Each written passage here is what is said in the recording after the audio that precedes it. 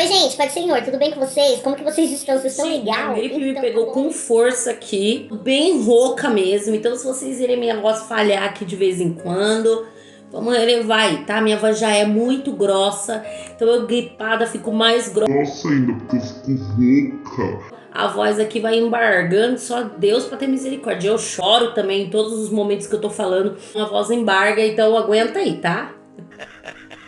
Eu peço antes de qualquer coisa aí, se inscreva no canal, quero que você curta esse vídeo, ou descurta também, não tem problema nenhum. Que você comente bastante, para que o YouTube entenda que você gosta do meu conteúdo, tá bom? E ele entregue esse vídeo para mais pessoas. Além de você, outras pessoas serão abençoadas. As coisas estão ficando ainda mais estreitas para os cristãos aqui na rede social. Sim, gente, a gente está quase impedidos de falar glória a Deus, aleluia, no Facebook. Muitas coisas estão sendo excluídas no Instagram. A cada dia mais está se estreitando o nosso relacionamento por aqui. Então, quanto mais rápido esses vídeos serem divulgados, melhor, mais pessoas irão ouvir da palavra de Deus e a necessidade de estarmos conectados com o Pai nos últimos dias em que estamos vivendo aqui na Terra, tá? Muitas pessoas já estão aí se reunindo as suas famílias, suas casas, para orar pelo nosso país. É 2 Crônicas 7,14, que diz: se o meu povo, que se chama pelo meu nome, se humilha, ora, se arrepende dos seus maus caminhos, eu vou ouvir do céu, perdoarei os seus pecados e sararei a tua terra. Independente daqueles que estão governando o nosso país, estamos vivendo a injustiça e nós vamos guerrear. Vamos então orar pela nossa nação, pelo nosso presidente, pelos governadores do nosso país. Vamos estar na força, gente, lutando pela nossa vida, pela vida da nossa família. Gente, vamos pro vídeo, porque eu já tô começando a ficar indignada, já tô ficando política aqui nesse... Certamente que sim.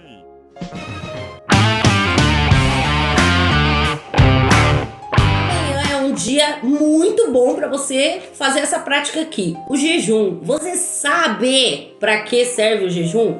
O jejum nada mais é que te conectar intensamente com Deus. Precisa entender que essa prática não é algo banal. As pessoas, elas mal estão praticando isso porque elas imaginam que não faz diferença. E vou aqui citar para vocês o porquê que o jejum é imprescindível. Para quê? Para que eu tenho que jejuar? Por que eu tenho que praticar este ato aqui? O Josafá, por exemplo, ele via que os moabitas estavam se aproximando e eram num número maior. Eles estavam com estratégias de batalha. Josafá olha para aquele povo mirrado e pensa: a gente vai perder a guerra. Oh, não! Então ele faz o quê? Apregou o jejum. E ele fala: ninguém come e ninguém bebe até Deus nos responder. Quando eles começam a praticar o ato do jejum, eles começam a orar. E o jejum, ele precisa vir junto com a oração.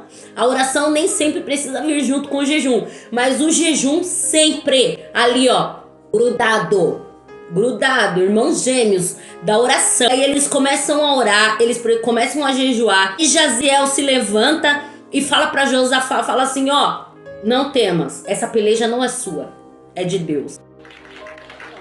Então eles foram respondidos, Deus vence a batalha contra os moabitas, Israel sai vitorioso. E aí, gente, o que acontece? O jejum funcionou. Mas nem sempre vocês terão a resposta diante do jejum. O jejum, ele serve para te aproximar de Deus, ele serve para fortalecer o seu espírito, para se conectar com Deus. Aqui eu vou citar para você um dos motivos porque eu tenho que tornar o jejum indispensável na minha vida. Para alcançar um grande livramento, para estreitar o relacionamento entre Deus e você, para afligir a alma diante de uma grande indignação, para santificar-se na presença de Deus, para fortalecer-se espiritualmente, para um arrependimento seguido de avivamento, para preparar-se antes de enfrentar uma situação difícil, para abrir o entendimento, algo incompreensível aos olhos humanos, para expulsar certas castas de demônios, para resistir aos desejos da própria carne e para receber direção em assuntos relacionados ao corpo ministerial, a igreja. É importante que vocês entendam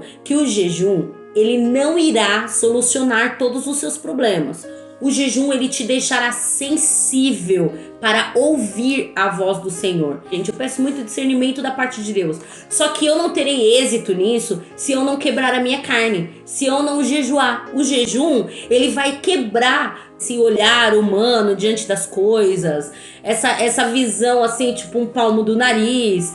Ele vai te dar, gente, profundidade nas coisas de Deus. Ele vai te dar sabedoria.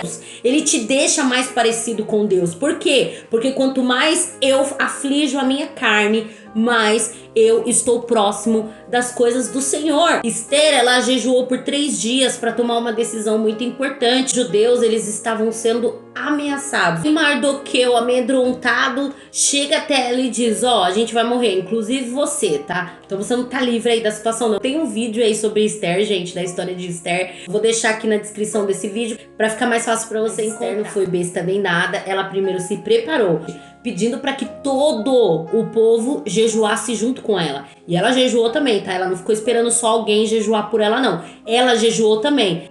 Não bebeu, não comeu, orou e obteve resultado. O rei revogou a causa de Esther, matou o inimigo e deu a vitória aos judeus. É uma das maneiras a qual Deus trabalha para aqueles que se aproximam dele. A gente fica mais sensível de Deus, quer dizer então que a gente tem mais fé, a gente vai confiar mais, a gente vai ser mais paciente. Quando ficamos mais sensíveis de Deus, a gente perde esse olhar humano sobre as coisas. Tem um louvor do Voz da Verdade que diz assim: às vezes de joelhos, às vezes em pé, caminham não por vista, mas caminham pela fé. E é isso, gente, o cristão precisa caminhar pela fé, mas nós só conseguimos tal coisa quando nós estamos mais próximos de Deus. Jesus, gente, ele nunca falou para os discípulos dele jejuar. Não, ele nunca falou assim, vocês precisam jejuar. Até porque era uma necessidade dele se aproximar de Deus pela hora que iria sobreviver sobre ele. Jesus, ele nos ensinou que para suportar tais angústias muito fortes da nossa vida, a gente precisa nos abster. Jesus foi pro deserto, ficou lá 40 dias sem comer. A Bíblia não especifica que ele ficou sem beber, mas gente, olha, de verdade, não me espantaria se foi sem beber também, tá? Porque ali ele era o próprio Deus, ele podia tal coisa, ele podia ficar até mais tempo, que Deus o sustentaria, porque ele era o Filho de Deus, gente. Jesus era demais, Jesus era maravilhoso. Ele falava em todos os seus sermãos, suas pregações, os seus conselhos para os discípulos, que ele precisava se preparar para o dia. Que dia é esse? Entenda que, psicologicamente falando, quando a gente repete várias vezes a mesma coisa, é porque nós estamos com receio. Tá? Por exemplo, para uma prova. Nossa, eu tenho que estudar. Nossa, eu tenho que fazer isso. Nossa, eu tô preocupada, eu tô receosa. Eu estou com medo, né? Com um certo tipo de temor para aquele momento. Então Jesus falava em todo o tempo. Isso, psicologicamente falando, é uma maneira de se preparar para o momento, né? Então ele precisava se lembrar, eu tenho que me preparar para aquele grande dia. E aí o grande dia era o quê? A morte dele, a morte de cruz. Ele já sabia o que esperava ele. Ele já tinha na mente dele, ele já sabia o que o esperava. Gente, aí em Mateus, no capítulo 9, no versículo 14, Jesus é questionado pelos discípulos de João Batista. Os discípulos dizem assim para ele: por que nós, discípulos de João, e os fariseus às vezes jejuam e os seus discípulos não? Por que eles não jejuam? Então, Jesus responde para ele: pode porventura andar triste os filhos das bodas enquanto o esposo está com eles? Não pode. Mas, quando o esposo lhe for tirado, então jejuarão. Haverá dias em que os discípulos se sentirão só. E aí eles irão jejuar. Seja simplista na revelação da palavra. Se você quer Jesus por perto, jejua. Fere a sua carne, fere a sua alma. Vamos ler em Salmos. Salmo 35:13 diz assim: mas quanto a mim, quando estavam enfermos, as minhas vestes eram o saco, humilhava a minha alma com um jejum, e a minha oração voltava para o meu seio. Que quando ele se sentia maior em relação à sua carne, ele tinha a necessidade de se humilhar. É uma questão aqui, tá aqui dentro da sua cabeça, de reconhecer o homem a matéria, a carne, pó e cinza que somos e se humilhar para voltar-se totalmente ao Senhor. E não adianta você achar que você vai jejuar a partir de amanhã, então eu vou jejuar porque eu vou tomar decisões aqui importantíssimas da minha vida, vou jejuar para conseguir um emprego, vou jejuar para isso, vou jejuar para aquilo. Não, gente, o jejum ele é aceitável. Como? Como que ele é aceitável? Vamos ler aqui em Isaías no capítulo 58. Não te retenhas, levanta a tua voz como a trombeta e anuncia ao meu povo a sua transgressão e à casa de Jacó os seus pecados. Todavia me procuram cada dia, tomam prazer em saber os meus caminhos com um povo que pratica justiça e não deixa o direito do seu Deus. Perguntam-me pelos direitos da justiça e têm prazer de se chegarem a Deus, dizendo: por que jejuamos nós e tu não atentas para isso? Por que afligimos as nossas almas e tu não o sabes? Eis que o dia em que jejuais, achai o vosso próprio contentamento e requereis todo o vosso trabalho. Eis que para contendas e debates jejuais, e para ferirdes com punho iníquos. Não jejueis como hoje para fazer ouvir a voz do alto.